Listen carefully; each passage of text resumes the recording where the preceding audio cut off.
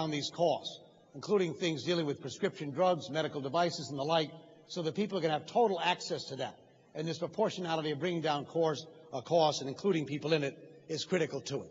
Again, I invite you to take a look at the prevention provisions of the bill, dealing with some of the chronic illness provisions of the bill as well, and how we serve those particular needs and administrative costs to deal with the overall effectiveness and the overall price of the program. But again, I come back to the point I tried to make earlier to you. I hear all of these details and these plans are important. But I think every one of us in this room today recognizes that come Election Day 2008, and my plan is not to wait until January of 2009, but on health care to begin sitting down immediately after the election, to bring together the stakeholders on this issue, to work to develop that universal health care plan for our nation. Not wait till January, but to start immediately here. And to recognize there'll be people here who have very different views than you and I do on this issue. But to begin that process and insist upon some of these basic principles on how we'll have that universal health care system that provides for the needs of all Americans, regardless of their condition. And that'll be a part, and obviously very essential, as we move forward on this effort too. Okay, thank you, Senator. And before our last question, I just want to let the audience know that at the conclusion of Senator Dodd's remarks, we will be breaking for lunch, and Keith Jones, who's going to be providing us with some entertainment and food for thought, will be performing in about 45 minutes or so. So we are going to break for lunch. That'll allow Chris Dodd as well some chance to meet and talk with some of you individually. So Senator Dodd, here's our final question for you. How can our community be more effective in getting our messages across to candidates for public office? Well, this is a great question, and one that I don't think we've done as good a job. Part of it is this has to be more than just forums where we talk about these issues in the abstract, in a sense. I think it's critically important that people see firsthand the conditions, and inviting people to come places in forums where these issues exist in a very real way. And not often, that doesn't happen often enough. I've often encouraged groups to make sure that, particularly in the states where people live, we have wonderful people who come and lobby, obviously, and do a good job on behalf of these needs in Washington, meeting with staffs and talking about legislation.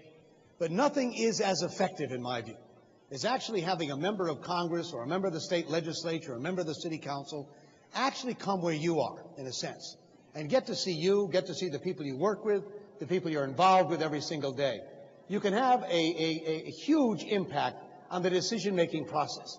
If it's only an intellectual exercise, then too often you're competing with other people who make great causes on various issues, but they fail to see and understand in a very direct way what people go through, the difficulties they face, the problems they have to overcome.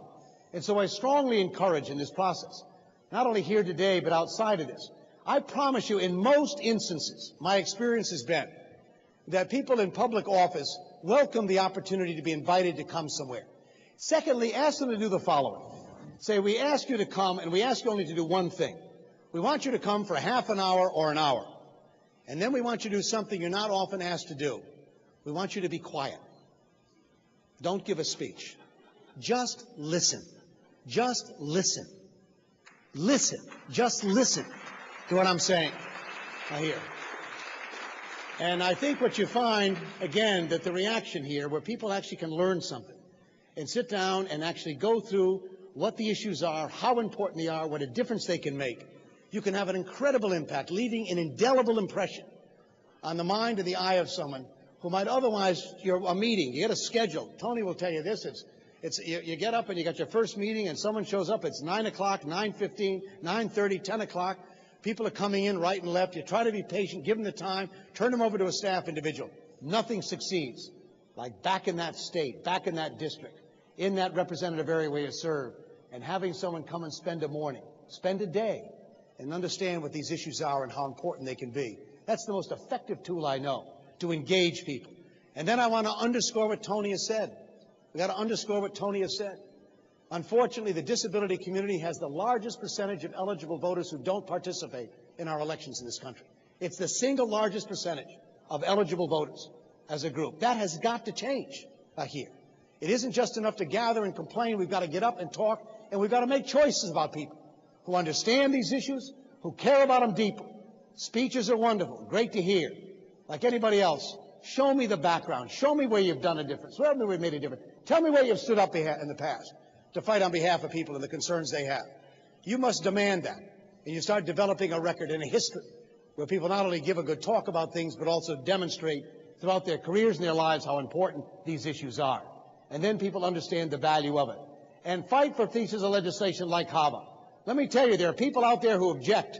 You've had some people who stood at this podium today who I had to fight with through to get HAVA passed, who objected to the idea that the disability community was going to make sure that we had access and ability. Jim Dickinson will tell you, he sat there with me day after day after day to fight for this legislation.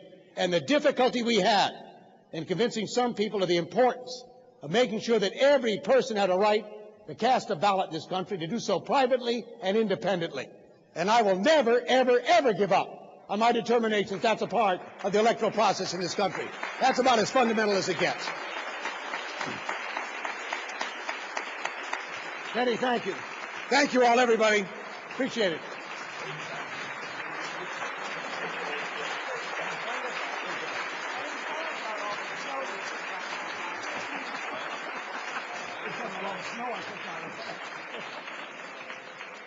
My sister Carolyn said, she said, you owe me one. I didn't tell them all about the little tricks you played on me growing up, like the snow you put down my back. I said,